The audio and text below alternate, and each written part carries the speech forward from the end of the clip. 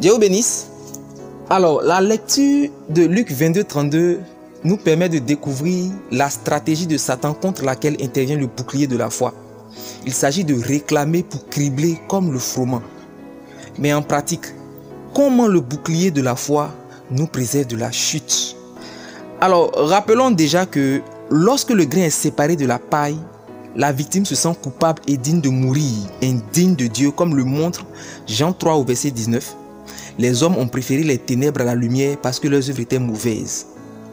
Alors la victime se sent sale à l'église, parmi les frères dans la foi. Là où il y a la présence de Dieu, elle préfère éviter, se sentant indigne, et petit à petit, elle marche vers la mort. Pourtant, ce qu'il faut comprendre du bouclier de la foi dans Luc 22, 31 à 32, c'est que le bouclier de la foi nous protège de deux façons. Dans un premier temps, nous savons et acceptons facilement que la foi nous rend forts, capables de tenir, de ne pas tomber, puisque Jésus dit au verset 32, « Rends tes frères plus forts », version Parole de vie 2017. Mais ce que nous refusons d'accepter, c'est que Jésus n'a pas prié pour ne pas que Pierre tombe, mais il a prié pour ne pas que sa foi défaille. Ce qui veut dire que la foi ne signifie pas uniquement être fort pour ne pas tomber, mais elle implique aussi et surtout la capacité à se relever quand on tombe. En effet, au verset 34, Jésus a prophétisé que Pierre le renierait et un peu plus tard dans la journée, c'est ce qui s'est produit, laissant Pierre dans une tristesse et une déception si grande d'avoir trahi Jésus qu'il disait aimer. Mais plutôt que de se suicider comme Judas, Pierre est revenu et a emmené à la conversion plus de 3000 personnes le jour de la Pentecôte. Or, on se souvient que Jésus avait dit au verset 32, « Mais toi, quand tu reviendras ». Pierre avait renié Jésus, mais le bouclier de la foi l'a fait revenir de plus belle. La paille qui protège le grain et que Satan veut enlever en secouant, c'est la foi. Et cette foi s'appuie sur la parole de Dieu, Romains 10, 17. Lorsque tu es secoué, quand tu es tombé, tu dois t'accrocher au bouclier de la foi en te rappelant qu'en Ésaïe 55, verset 7 à 9, il est écrit que Dieu ne se lasse pas de pardonner.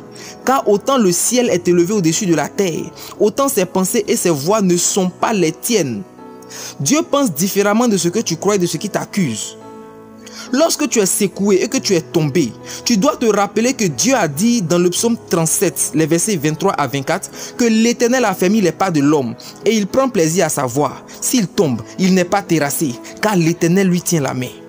Dieu ne t'a pas abandonné parce que tu es tombé et rien n'est perdu parce que tu es tombé. Dans ta chute, ton Dieu te tient la main, alors relève-toi. Quand tu es secoué, tu dois te défendre avec le bouclier de la foi qui se révèle dans 1 Jean chapitre 2, le verset 1, dans lequel il est écrit que « Je vous ai écrit ces choses afin que vous ne péchiez point. Et si quelqu'un a péché, nous avons un avocat auprès du Père, Jésus-Christ le juste. » Jésus n'est pas ton accusateur, il est ton avocat. Enfin, le bouclier de la foi réalise la prophétie de ton succès dans la sanctification et dans la justice de Dieu. Pierre a renié Jésus au verset 34.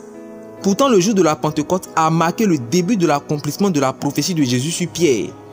Tu es Pierre, et sur cette pierre je bâtirai mon église. Les portes du séjour des morts ne prévaudront point contre elle. Matthieu 16, 18.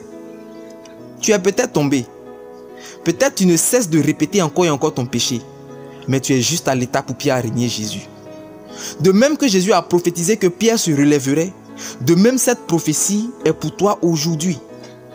De même que la prophétie de Matthieu 16, 18 a eu son accomplissement pour Pierre, de même cette prophétie aura son accomplissement et a son accomplissement pour toi aujourd'hui, je le déclare. Alors pendant que tu écoutes, si tu es dans la chute ou toutefois que tu tomberas, proclame dans ta chute que tu seras pur et que tu ne tomberas plus. Proclame par la foi que le péché est vaincu et n'aura aucun pouvoir de t'arrêter, même si tu en sens le contraire. Proclame et crois seulement. La deuxième chose, prie jusqu'à te relever. Ne tarde pas. Dès que tu tombes, prie jusqu'à te relever. Et si tu ne sens rien au début, quand tu as commencé à prier, ne t'en occupe pas. Continue de prier. Tu vois, si la chair ou l'ennemi n'arrête pas de te faire tomber, pourquoi toi tu arrêterais de te relever? Tant que tu tombes, prie. Prie jusqu'à ce que la prophétie s'accomplisse pour toi, car c'est un combat d'usure. Et tu vois, ce n'est pas à toi de capituler parce que Jésus est avec toi. Alors à l'instant que tu entends ces paroles, à l'instant que tu entends cette méditation, que la puissance de l'Éternel Selon Ésaïe 40 à partir du verset 30, renouvelle tes forces, te fasse te relever. Tu prends ton envol comme l'aigle, tu marches sans te lasser. Et tu es vainqueur sur tous tes défis, tous tes challenges. Tu rentres dans une alliance de sainteté, de sanctification. Les chaînes de la captivité sont vaincues et brisées. Tu es libre. Que Dieu te bénisse.